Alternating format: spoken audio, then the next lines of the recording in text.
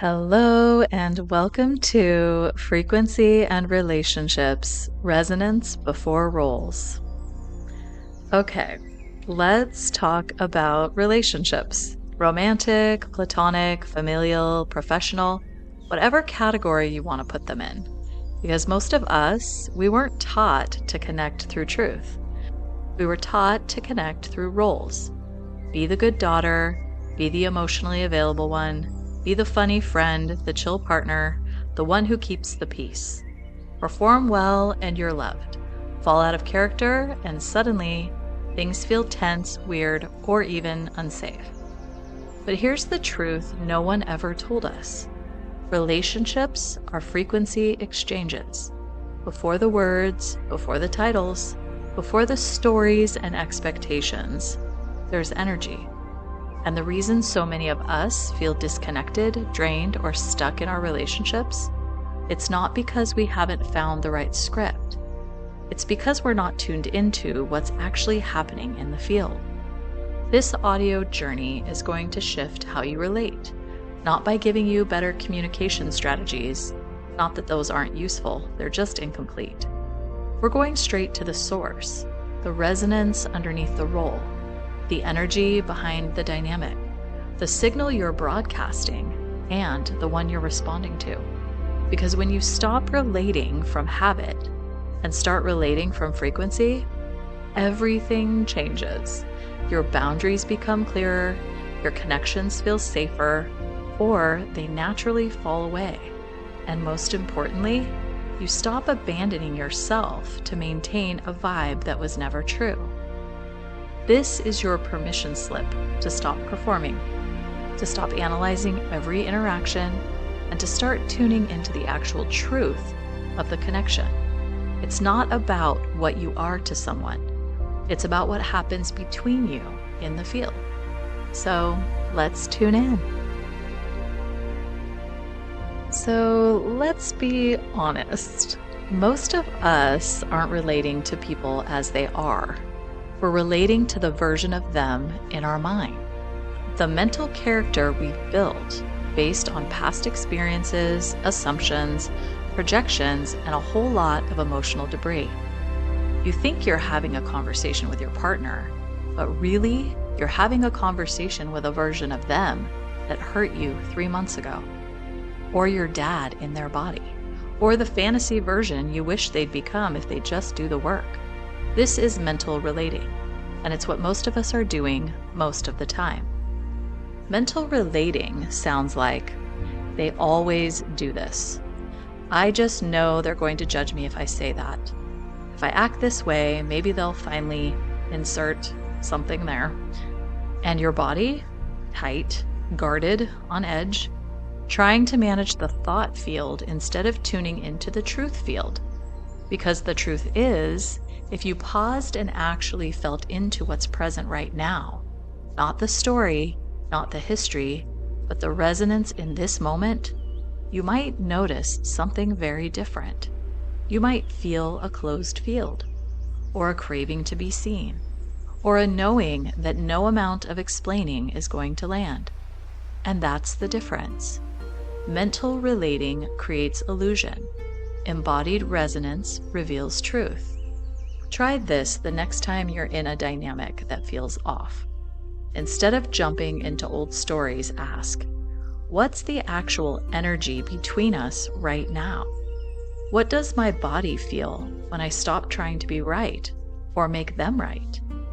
And then get quiet. Not to fix, but to feel. Because when you start relating from presence instead of projection, you stop feeding distortions and start building relationships rooted in reality. So you've been there, right? The relationship looks good on paper. They've been in your life for years. They're kind. You've shared memories. Maybe you even love them. But every time you're with them, something in your body tightens. You leave the conversation drained. You feel like you have to perform a little, or hold back just enough to keep the peace. And yet, your mind says, but they've done so much for me. But I can't just walk away. Maybe I'm just being sensitive. Let's call this what it is: energetic dissonance with narrative attachment. Your field is picking up on truth, but your story is trying to keep you in the pattern. What's really going on is your nervous system is evolving, your energy is getting clearer, and the relationships that once felt comfortable are now revealing their residue. It's not that the person is bad, it's that the connection is no longer resonant. And when resonance leaves a relationship, but guilt keeps it alive, that's not connection, that's containment. Here's an example. You're catching up with a friend from childhood. You love them, truly, but you leave every hangout feeling emotionally hungover, like you just replayed your teenage self for 2 hours. That's not you being fake. That's your system saying, this dynamic is outdated, but I'm still running the script. Here's a gentle reframe. It's okay to outgrow dynamics that used to fit. It's okay to love someone and still feel the need to recalibrate or walk away. You're not betraying them. You're responding to truth. Next up, how to stay centered in that truth, especially when someone else's energy is pulling you back into old roles or reactions. So here's where things get real. Let's say you've done a lot of inner work. You've cleared old patterns, recalibrated your energy, and started showing up from your center. But you're still in relationships with people who have not. People who project, who guilt trip, who say they want connection, but operate from control, shutdown, or unconscious loops. So what do? Well, you stay in your signal, even when they're flaring, even when their field gets noisy, even when the dynamic wants to pull you back into your old role. Here's an example. Your parent starts criticizing you out of concern. Old you shuts down or explains yourself for 20 minutes. New you feels your feet, breathes, and responds simply, or not at all. Or your partner's in a mood and subtly tries to rope you into it. Old you matches the tension. New you notices the pull and stays rooted in clarity. Hey, I'm here when you're ready to connect. No rush. Or a friend is spiraling in victim mode and wants you to co-sign the loop. Old you goes into empath overload. New you holds compassion without collapsing into it. Here's a really important truth though. Holding your signal is not resistance, it's resonance. You're not being cold. You're not being better than. You're simply choosing not to vibrate in response to someone else's unprocessed energy. That's what it means to live frequency first, to choose presence over pattern. And the more you do it, the clearer your field gets. And the more magnetic, clean, and life-giving your relationships become. Next up, what happens when it's time to let go?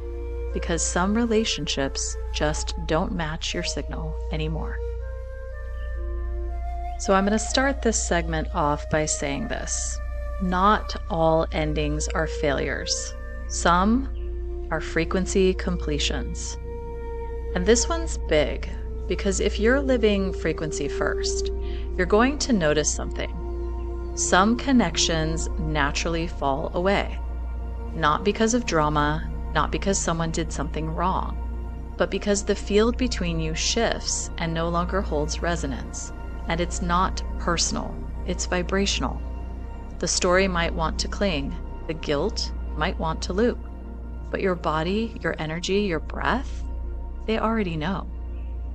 Here's how you know the field has closed. Conversations feeling forced, draining, or empty.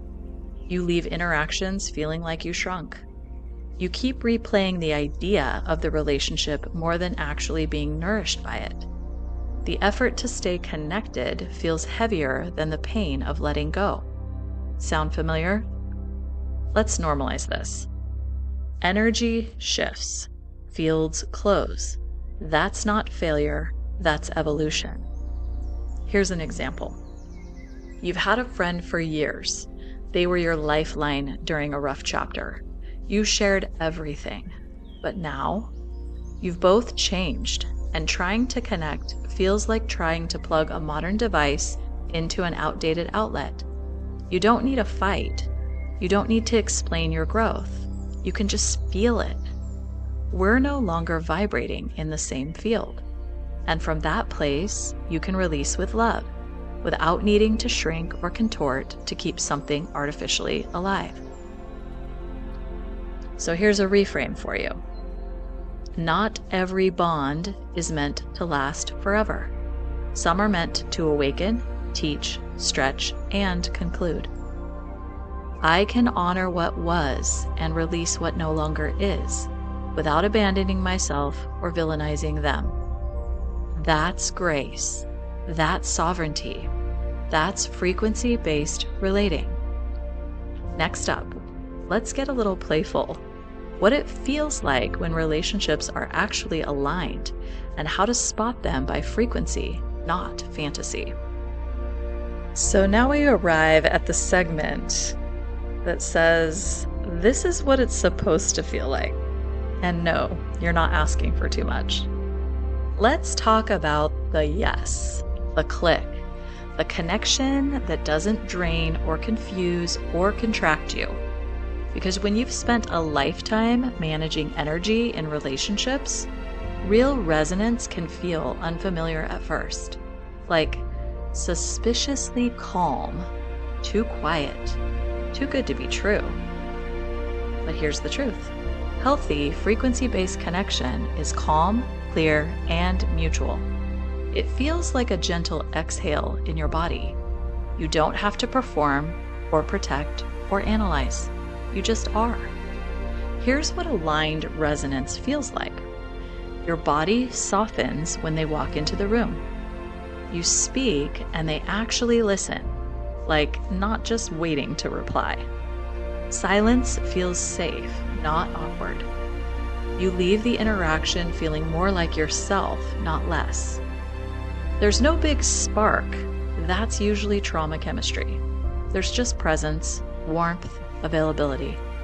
And here's the kicker. Aligned relationships regulate you, not because they're perfect, but because the energy is clean.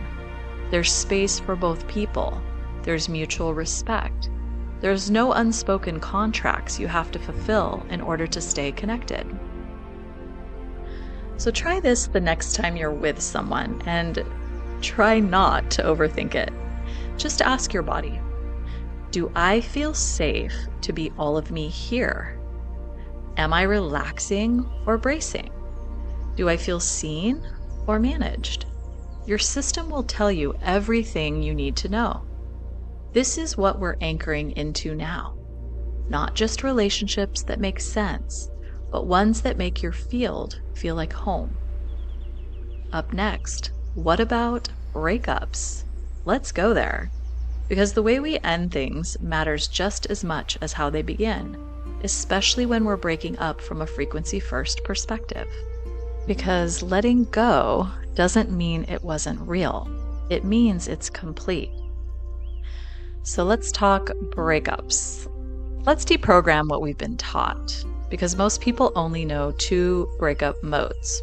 Number one, collapse into pain and question everything.